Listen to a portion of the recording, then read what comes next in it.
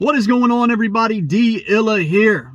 The New York Giants fall to the Buffalo Bills 14-9 in a much more competitive game than most fans thought it was going to be. Tyrod Taylor came out, played extremely well, actually made this offense look like an NFL offense. We had two wide receivers that were over 60 yards in that ball game, in Wan'Dale Robinson and Darius Slayton. It was nice to finally see a quarterback go out there and play and have the balls to take some shots down the field so his wide receivers could make some plays for him. Just throw the ball up and see if your wide receivers can come down with it. Because I've thought, even since last year, I've never believed this wide receiver core was that bad to the point that they were not getting open at all. I never believed that to be true. Never believed that to be true. You got to tell me guys, you can't tell me guys like Darius Slayton, Wan'Dale Robinson, obviously Jalen Hyatt wasn't on this team last year. Darren Waller, with the kind of speed that these guys have, there's no way anybody can tell me that they are not getting open in some form or fashion out there on the field when Daniel Jones was in the ball game. But they were getting open last night. And Tyrod Taylor was buying just enough time in that pocket to find these wide receivers and make this offense look like somewhat of an NFL caliber offense. If you didn't see that last night, if you didn't see the difference between Tyrod Taylor and Daniel Jones out there on the field, even behind this porous offensive line, I don't think you're ever going to truly admit to yourselves that Daniel Jones is not the guy for this team. And he's probably not an NFL starting caliber quarterback. Now, I was getting on him last year during training camp when he was struggling against the weak secondary that I believe we had. And there's no doubt in my mind that we had a weak secondary last year. And regardless of what Dable was doing to Daniel Jones in training camp, I don't really think that should have had any effect on him. I think he should have still came out there during training camp and showed some kind of ability to throw the ball down the field and make plays, man. Because that secondary was horrible. Horrible. So, yeah, I'm basically, and I know a lot of people are going to come out here and be like, well, it was only one game, this, that, and the other. You can't throw Daniel Jones to the Wolves just after one game. And, man, it's been more than one game. It's been more than one game. Daniel Jones has not shown the ability to throw the ball down the football field since his rookie season. And ever since his rookie season, he has just completely thrown that aspect of his game out the window. And he refuses to do it. Refuses to do it. And it's not acceptable. It's not acceptable from a quarterback that just took the contract that he did this past offseason. He basically begged and pleaded for a good period of time to get what he wanted. And now the microscope is on him. And he's not going out there and producing. So, I'll tell you what, man. I would have liked to have known exactly what was going through Daniel Jones' head throughout that entire game, and especially on that last drive when Tyrod Taylor had moved that team into position to possibly score the game-winning touchdown and propel the Giants to a victory. I guarantee you, I don't care what anybody says. I guarantee you, all the thoughts that were going through Daniel Jones' head, they weren't positive. And if you think they are, if you think they were, you might just be the biggest fool on the face of the earth. I'd like to know exactly what was going on in the back of his mind, especially during that entire game and on that last drive. I'm sure it was probably pretty interesting.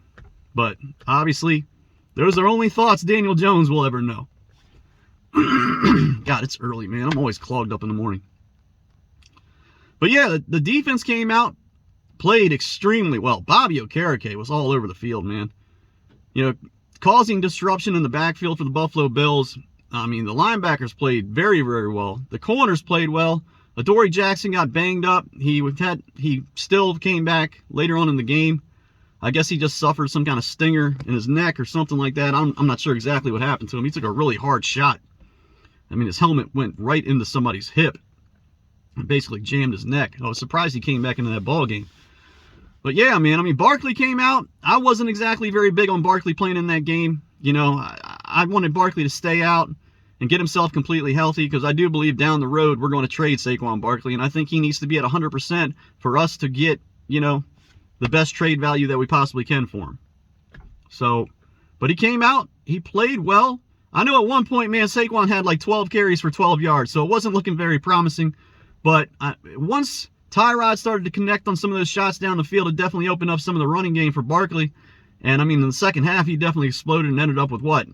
He had 93 yards on the game. So, I mean, he was very, very productive, considering he's still playing with a bum ankle. I was very surprised with his contributions to the lineup yesterday. But, man, Barkley just, you know, doing what he does and, you know, fighting through injuries. And I tip my cap to him, man.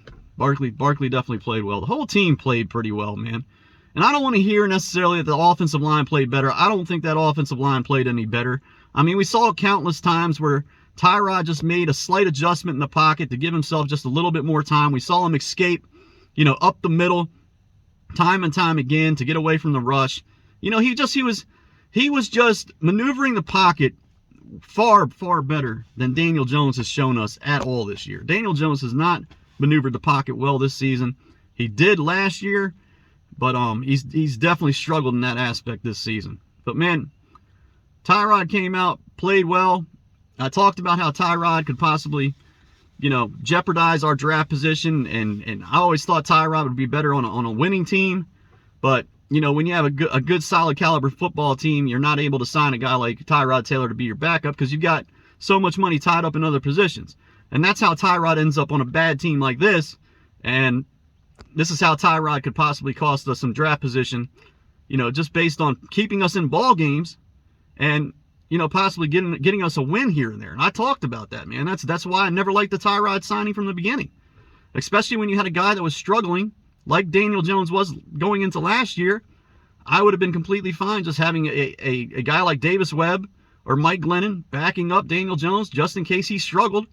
And, you know, that gave us the best chance to go out there in the 2023 draft and draft our quarterback, if that was the case, if that's what played out. But Jones played good enough. We never needed Tyrod. And like I said in my last video, man, we were basically put in the position that I was talking about last year in this game last night. And I don't know if Tyrod's going to play in the next one.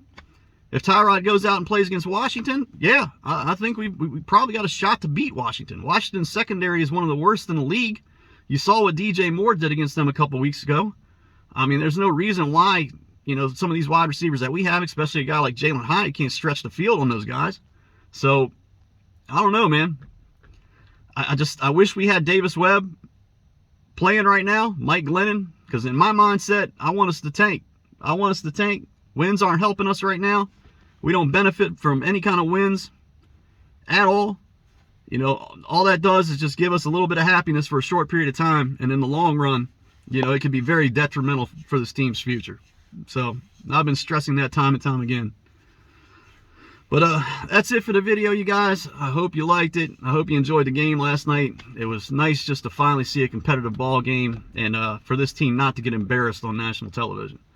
So that's it. Y'all take it easy. Have a good day, and I'll see you in the next one. All right, bye.